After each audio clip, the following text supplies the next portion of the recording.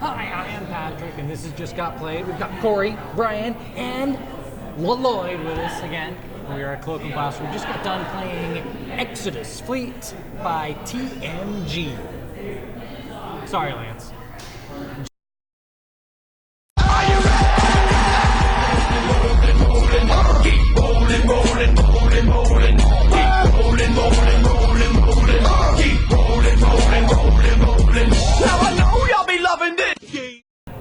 Big Dad Brian Fiore. Yes. A little summary of Exodus Fleet.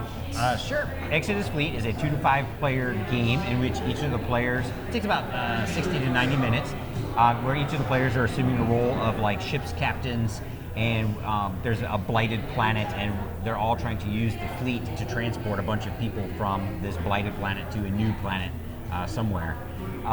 In which the game takes place over a number of rounds, which scales depending on the number of players, and there's a couple of different rounds in which you're going to be doing the scoring, which is based on a number of things, but basically a set collection mechanic at the end of the game for scoring.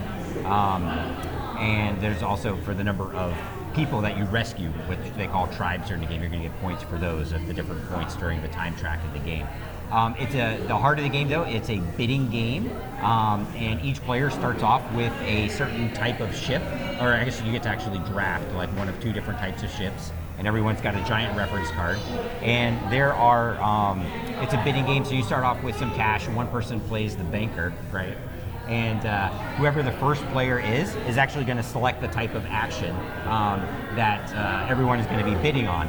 And then after that turn, after the bidding takes place, then the next player, they can't select the same type of action, but they have to select a different one, and then more bidding takes place. Now, the different types of actions include an income action, where everyone gets money equal to whatever their revenue-producing assets are. So all of your ships are going to produce money for the most part. And then you can also get some resources, and if you're the if you got the Admiral card, which is kind of like a first player marker, you get some extra bonuses during the income phase. Also during the income phase, if you have special abilities or effects that are going to also give you resources, you're going to get those.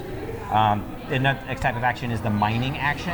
There are 3 different planets that are out at any time during the game, only one of which you can mine, and then in the other ones you've got to kind of gauge for future planning what might be coming up in later turns. But this is where you get the majority of your resources. There's orange, which is like fuel. There's a white resource, a green resource, blue, which is like water. And then the people are not really resources, but you get points for rescuing those tribe members. So that's the mining. The transporting phase is actually where you're getting those people, and you get points for them. And then there's the building phase. There's a marketplace of ships. There's a lot that have certain types of factions which factor into that set collection amount at the end, where you get a lot of points. And then there's some other non-faction based ships that are out. And then there's the Explorer phase. The Explorer phase are these cards, and they're actually like special types of explorers that, and there's a little bit of take that mechanics in there. They're also, you can also discard them at any time to get any kind of resource that you want, and sometimes there's other types of abilities that will stay in play and give you like extra resources at any point during the game. So there's a lot of different things that can happen there. Now, it's a bidding game, so the very heart of the game is essentially you get money, and you are spending that money during a bid, and it's a simultaneous type bid where, I guess it's not really simultaneous, but whoever selects the action, the next player then will say, I have to bid at least 3, and then the other players can either bid higher or lower or whatever, but you can't have a tied bid. So everyone knows what they're going to be placed. The person who selected the action gets to bid last, so they get the benefit of seeing everything. And then whoever wins the highest bid is going to get the most amount of whatever it happens in that action. And then you can also pass instead of bidding, in which case you just get some more money and a resource. A little default action there. But that's essentially it. Patrick, what would you say is your favorite thing about Exodus Fleet?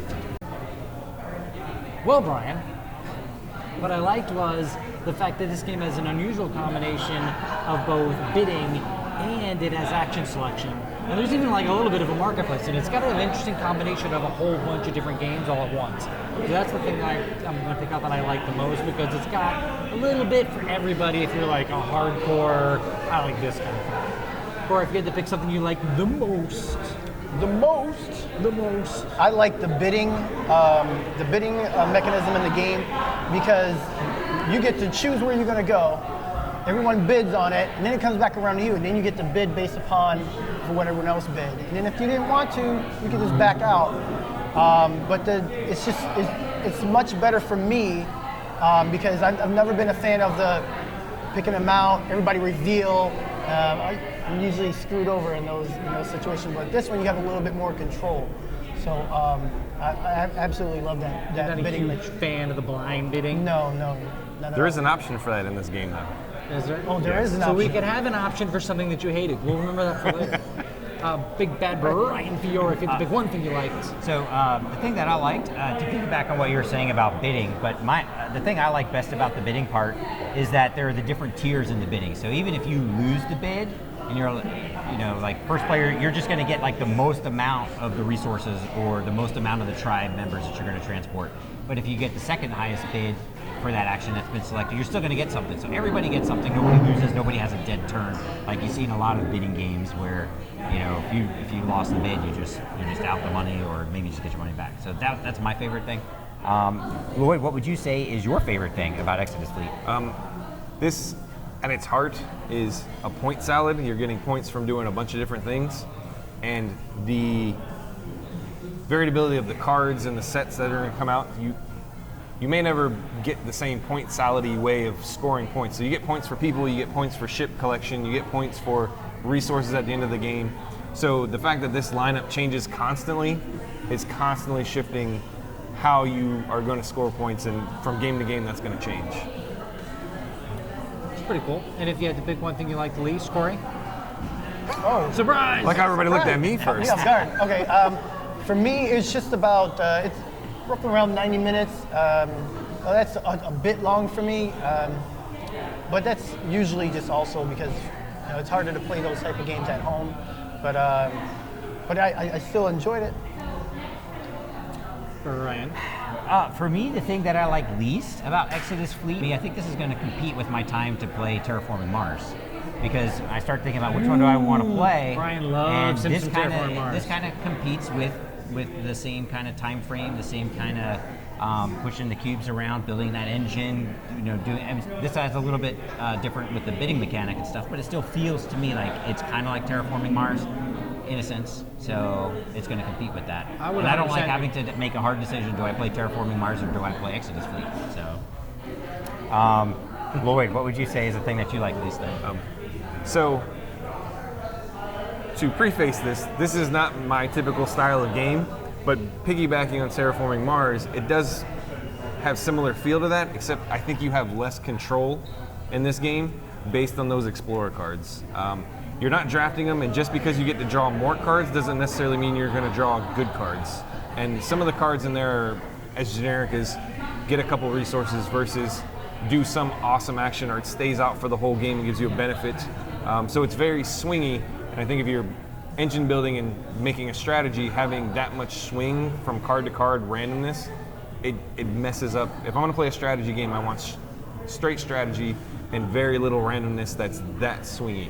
I'm going to 100% agree with that, and yours too. This does feel like a lot to me like Terraforming Mars, and also the thing you're very, very correct about is it's got all these Euro kind of themes built into it, but this deck has a couple little take that things in it, and there are some really wild things when you draw the card, you're like, oh, this is great, and there are some that aren't as great for the Explorer cards.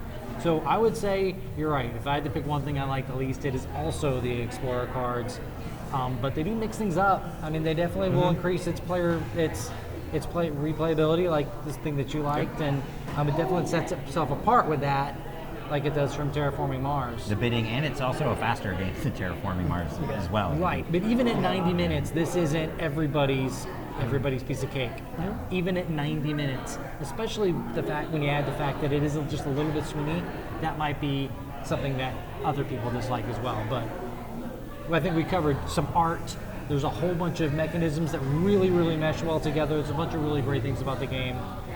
I am Patrick. This is Exodus Fleet from TMG. Tasty Pencil Games. Tasty!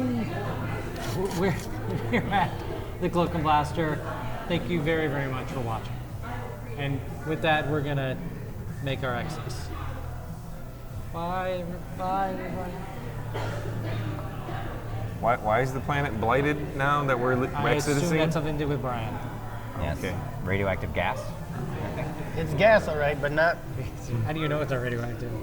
Brian gets